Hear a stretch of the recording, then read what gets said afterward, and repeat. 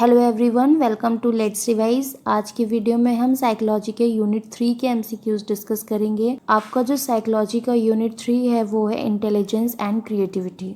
Philosophy के MCQs मैंने सारे चैप्टर वाइज डिस्कस कर लिए हैं, तो उनको आप प्लेलिस्ट पे जा कर के देख लीजिएगा। करीबन मैंने 110 एमसीक्यूज कवर किए हैं। आई एम रियली सॉरी जो लोग मुझसे हिंदी में एमसीक्यूज के लिए बोल रहे हैं, मैं उनके लिए हिंदी में वीडियोस नहीं बना पा रही हूँ, टाइम बहुत कम बचा हुआ है।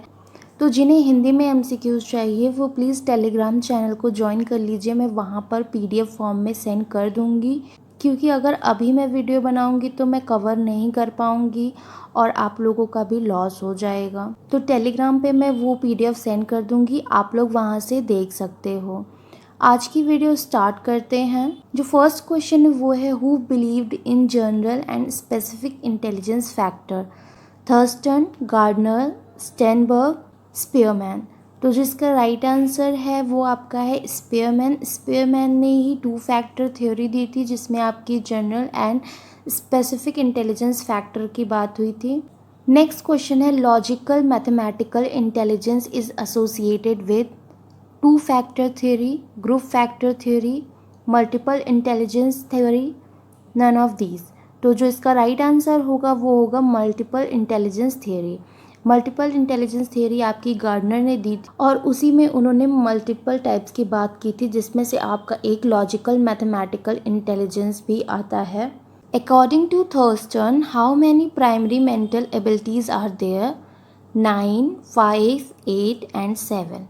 तो जो इसका राइट आंसर होगा वो होगा 7। थर्स्टन ने 7 प्राइमरी मेंटल एबिलिटीज की बात कही है, जिसमें आपका verbal comprehension factor, verbal fluency factor, numerical factor, perceptual speed factor, inductive reasoning factor, spatial factor और मेमोरी फैक्टर आता है। ये 7 एबिलिटीज की बात इन्होंने की है। Problem solving and creative thinking are forms of directed thinking, realistic thinking, autistic thinking, image. तो जो राइट आंसर होगा वो आपका रियलिस्टिक थिंकिंग होगा। नेक्स्ट क्वेश्चन है the area of intelligence WAIS stands for?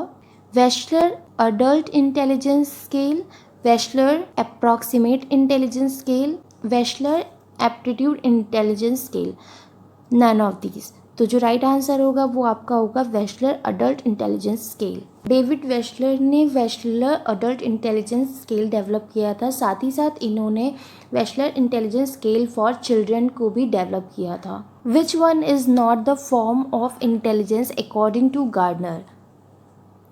Musical intelligence, spatial intelligence, linguistic intelligence, relation intelligence. अभी पिछले question में मैंने आपको बताया था कि गार्डनर ने मल्टीपल इंटेलिजेंस की थ्योरी दी थी। तो अगर आपने उस थ्योरी को पढ़ा होगा तो आपको पता होगा कि म्यूज़िक, स्पेशल और लिंग्विस्टिक इंटेलिजेंस की बात इन्होंने अपनी थ्योरी में की थी, लेकिन रिलेशन इंटेलिजेंस जो है वो इस थ्योरी का पार्ट नहीं है। तो जो राइट आंसर होगा वो होगा रिलेशन इंटेलिजेंस। अगला क्वेश्चन है Guilford theory is known as SOI model, 3D theory, both A and B and none of these. तो जो इसका राइट आंसर होगा वो होगा both A and B। Guilford ने जो इंटेलिजेंस की थ्योरी दी थी उसे हम SOI मॉडल और 3D थ्योरी भी कहते हैं। SOI का मतलब है स्ट्रक्चर ऑफ इंटेलेक्ट और 3D मतलब इनकी थ्योरी को 3 डायमेंशनल थ्योरी भी कहा जाता है। जो 3 डायमेंशंस हैं वो हैं contents, progress of operations, classification of products. Next है PMA in Thurstone theory stands for primary mental ability, people mental ability, person to person memory ability, none of these.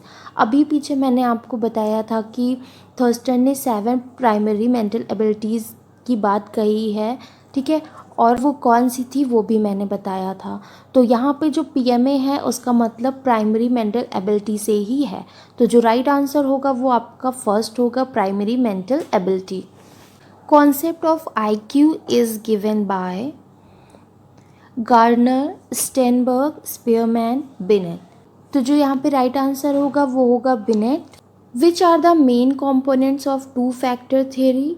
Visual and spatial ability, general and specific intelligence, primary and secondary ability, emotional and cognitive ability.